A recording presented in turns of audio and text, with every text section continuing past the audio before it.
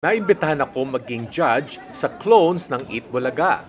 Bago nag-umpisa ang competition, pinakanta muna kami mga judges.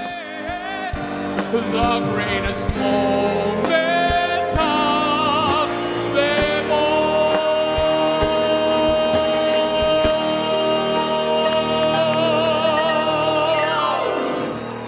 Ang tindi ng lineup of judges, andun si Duncan Ramos, Mon Faustino, Sarky Sarangay ng Silent Sanctuary, Frenchie D, Lani Miselucha, and the one and only Imelda Papin.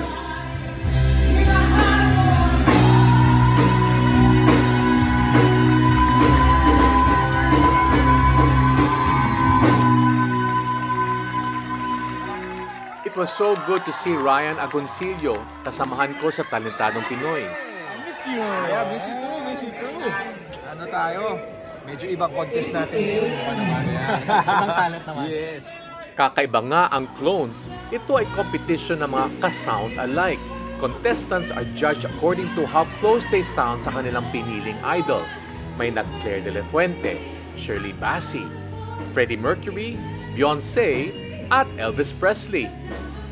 Aba, pati si Maine Mendoza nakipirit din.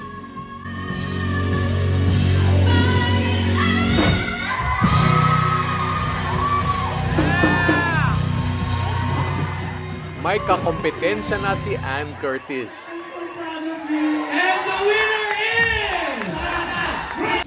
Oh, happy kayo sa choices niyo?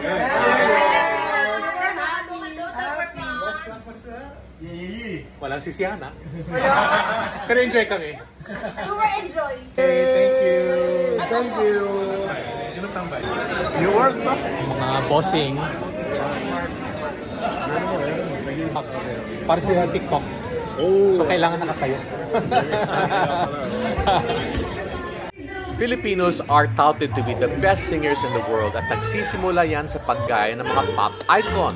Ang nanalo, ang clone ni Freddie Mercury, si Stephen JC.